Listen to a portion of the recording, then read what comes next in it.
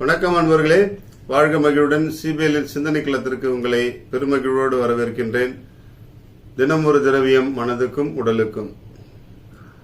இந்த காலகட்டத்தில் எங்கு பார்த்தாலும் போர் போர் என்று ஒலிக்கும் சத்தத்தை நாம் கேட்கின்றோம்.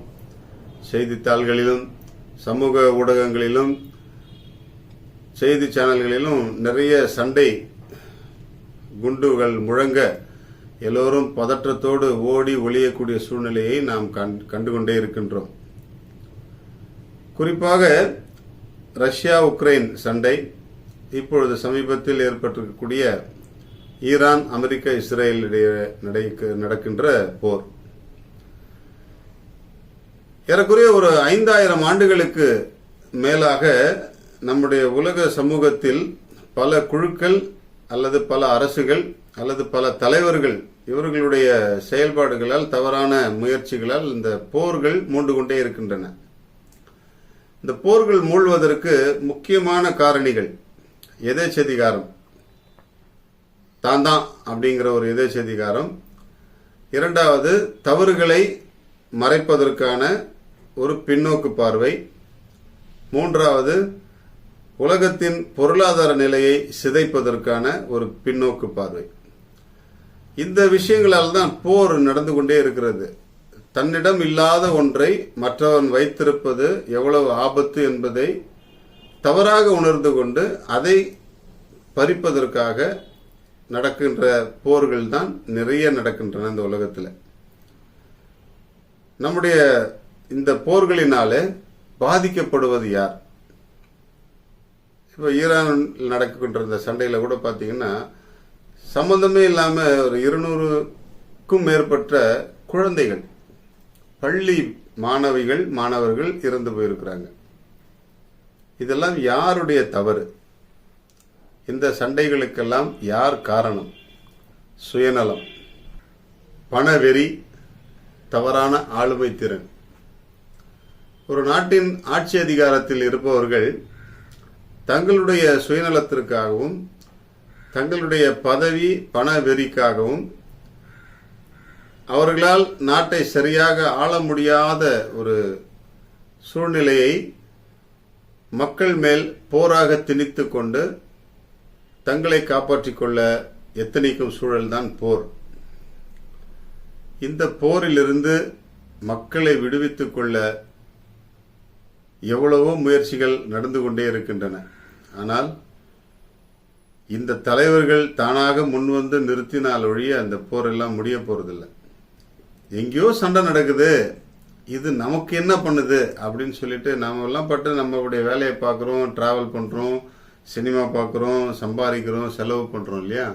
ஆனால் அந்த போரினுடைய தாக்கம் ஒவ்வொரு நொடியும் நம்மையும் தாக்கிக் கொண்டே இருக்கிறது என்பதை உணரும் பொழுது நாம் இந்த விழிப்புணர்வை பெற்றுக்கொள்வோம். என்ன எப்படி பாதிக்குது? பொருட்களுடைய விலையேற்றம், நம்முடைய நாட்டிலும் இருக்கக்கூடிய எல்லா சூழல்களிலும் அமைதி இல்லாத தன்மை.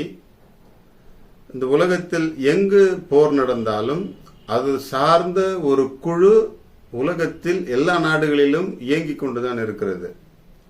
எந்த 2 நாடுகள் போரில் ஈடுபடுகின்றனவோ அந்த 2 நாடுகளுக்கும் சார்பான குழுக்கள் இங்கும் இயங்கிக் கொண்டு இவையும் அந்த சண்டைக்கு காரணமாக எல்லா போராட்டங்களையும் செய்து கொண்டுதான் இருக்கிறார்கள். ஸோ இந்த சூழ்நிலைகள் எல்லாம் இருக்கும் பொழுது நாம் பாதிக்கப்பட்டு கொண்டே இருக்கிறோம். நம்முடைய சமுதாயமும் நம்முடைய நாடும் அமைதியை எழுந்து கொண்டே இருக்கிறது. இதற்கு நாம் என்ன செய்ய வேண்டும்? கொஞ்சம் முன்னெடுப்பு, ஒரு சில முன்னெடுப்புகள் நாம் ஏறெடுப்போம். தினசரி செய்திகளை படிப்பதோடு பார்ப்பதோடு நிறுத்திவிடாமல் அவற்றில் உள்ள உண்மை தன்மையை நாம் அறிந்து கொள்ள முன்வருவோம். இப்பொழுது நடக்கின்ற இந்த சண்டையை பற்றி நம்முடைய இந்திய செய்தி சேனல்கள் அதிகப்படுத்தி சொல்வதாக இந்த வளைகுடா நாட்டில் இருக்கக்கூடிய ஒரு நண்பர் தொலைபேசி மூலமாக தெரிவித்தார். டிஆர்பிக்காக இவர்கள் எல்லோரும் அதிகப்படுத்தி கொள்ள சொல்லுகிறார்கள். ஆனால் அங்கு நடப்பதை விட மிகைப்படுத்தி சொல்லும் பொழுது நம்முடைய உள்ளங்களில் அதிர்ச்சியும் அமைதியின்மையும் அதிகமாக ஏற்படுகிறது. இதுவே ஒரு மிகப்பெரிய தவறான செயல் இல்லையா? அதனால இந்த போரெல்லாம் அமைதியாக முடிப்பதற்கு நீங்கள் கடவுள் நம்பிக்கை உள்ளவர்களாக இருந்தால் இறைவேண்டல் செய்யுங்கள். கடவுள் நம்பிக்கை இல்லாதவர்களாக இருந்தால் உங்களுடைய அன்பான பங்களிப்பை, ஆதரவான பங்களிப்பை செய்து இந்த சண்டை நிறுத்தத்திற்கு முன்வர முயற்சிப்போம்.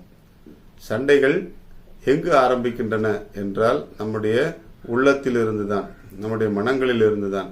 வேறுபாடுகளை களைந்து ஒற்றுமை நோக்கி பயணம் செய்ய இந்த உலகம் என்று முன்வரும் என்ற ஏக்கம் எல்லோருக்கும் இருக்கிறது.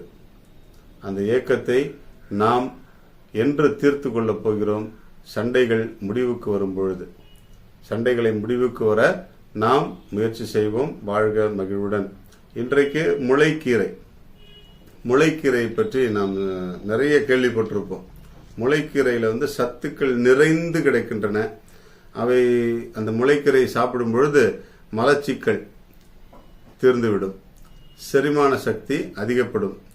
இந்த கோடைக்காலம் இல்லையா, இப்போ முளைக்கீரை நிறைய எடுத்துக்க முயற்சி செய்யும் பொழுது நம்முடைய உடல் சூடு தணியும், நம்முடைய கண் எரிச்சல் குணமாகும்.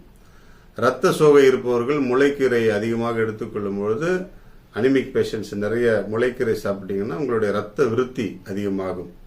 நம்முடைய நரம்பு தளர்ச்சி நோயாளிகள் முளைக்கீரை சாப்பிடும் பொழுது நரம்பு தளர்ச்சி குணமாகும். அதற்கான வாய்ப்புகள் நிறைய இருக்கிறது. ஒட்டுமொத்த நோய் எதிர்ப்பு சக்தியும் முளைக்கீரையில் இருக்கிறது.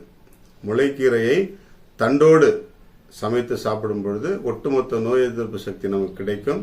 முளைக்கீரையை முழுமையாக உண்டு நம்முடைய முழு ஆரோக்கியத்தை பேணுவோம். வாழ்க மகிழ்வுடன்.